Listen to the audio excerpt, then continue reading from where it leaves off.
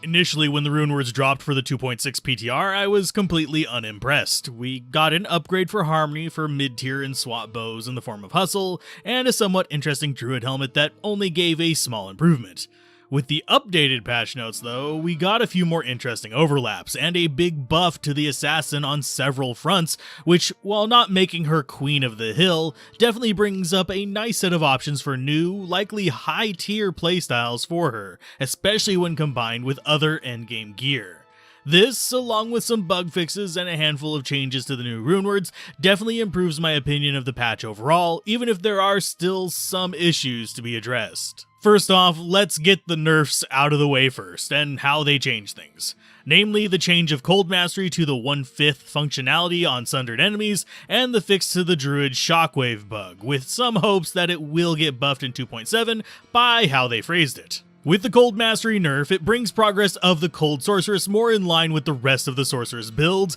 letting them ramp up about the same into their endgame gear. The Sorceress is still going to be the go-to for early farmer builds for people looking to make JSP bucks early on, as well as people racing to just be the first to finish Hell. This is not going to change. But it does bring back the arguments for builds like Hydra Orb that let you pretty much farm anywhere with or without Sunder Charms, or even high-end gear. Though Blizz Orb will still be the ultimate boss hunter on a budget, just because of how it works and how act bosses will never be immune. Now, with the Shockwave bug being fixed, the developer's note specifically states that they wanted to, and I quote, implement targeted changes and buffs for the Druid instead of having a particular Druid build be strong because of a bug. Which makes it sound like they heard the positive response to the bug, and maybe looking at implementing a buff to the skill specifically in 2.7, which would be very welcome, as it made the Bear Druid much more competitive, especially after they nerfed its attack speed in last year's updates. On the other end of the spectrum though, we have the buffs. Namely, improvements to some of the new runewords, a handful of important bug fixes especially for the Amazon, and an overall improvement to the assassin skills that previously had been less impressive due to gear not benefiting from them nearly as much as other elemental damage classes. All this combined with bringing terror zones over to single player and a handful of bug fixes, making for some nice changes. On the runewords, there's 4 noteworthy changes, with most of the Shale Io runewords remaining basic and elemental themed, but Cure specifically getting something fun in the form of Cleansing Aura, which will allow you to triple dip on Prayer on the Act 2 Mercenary now, by using Insight and Cure on the Prayer Mercenary, giving you triple rate healing, which is handy for a few builds, but the most popular will still be the Nova Shield Sorceress, thanks to it essentially completely negating how weak she is to poison, while keeping her mana topped off nicely. Hustle also got some pretty big changes, with the armor version being made even more of a direct upgrade to stealth and placing itself in a little closer spot to treachery, but not quite beating it for most builds. While the weapon version has a much lower level burst of speed, but gains a persistent fanaticism aura and a higher % damage than before, meaning it's not going to really change in the position it has, bumping out Harmony for a lot of options, but it will change its dynamic a bit, making it even more likely to be a main mid-tier weapon for Boazons, but now slightly more viable as a mid-tier weapon itself for melee characters as well. On the flip side, Metamorphosis' change was fairly minor, moving the Crushing Blow off of the mark and just onto the helmet in general, which brings the 2 marks more in line with each other. My opinions from the original Runeword video, though, kind of stay the same, in that I don't see people generally bothering to juggle between the 2 forms,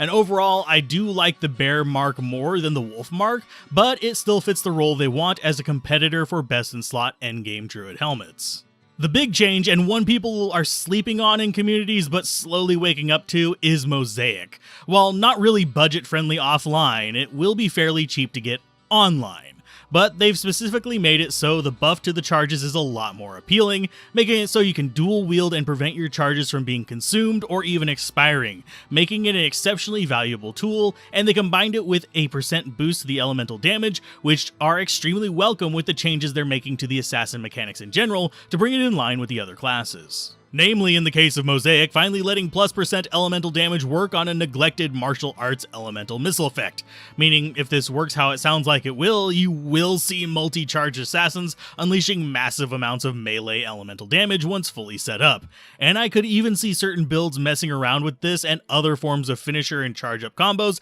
outside of elemental, though this particular one is definitely geared towards that.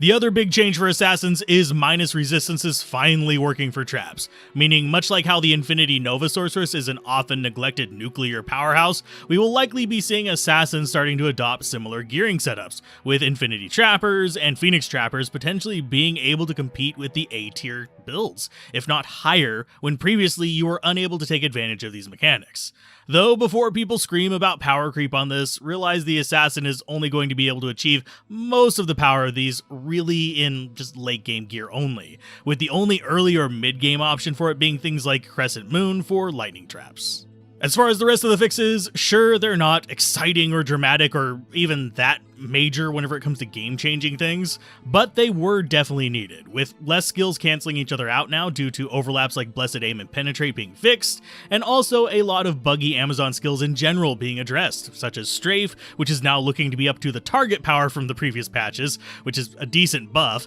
as well as fixing a few more attack rating bugs that slip through the cracks with her elemental skills. And we will have to wait and see how the last big change works, which is single-player terror zones, since they're coming to offline for everyone wanting Sunder Charms, though they say they will operate on a different schedule than the online version, so we'll see how it ends up working. I still think there needs to be some tweaking to how they function, namely introducing a spawn mechanic or a portal mechanic for them so that players can run terror zones without game jumping, since that would greatly help with server issues in the future, especially should one of the latter patches cause an increased surge in interest. I do also still hope that we'll eventually see stacked runes and gems, even if it's just in some form of unique container we can get from a less popular quest, like say Anya or Gidbin. Even that alone would greatly reduce the inventory tax for a lot of players, which is one of the most asked about things in patch comments to this day. So while the poll for the patch was overall positive, what are your more in-depth thoughts on the changes they're making in 2.6?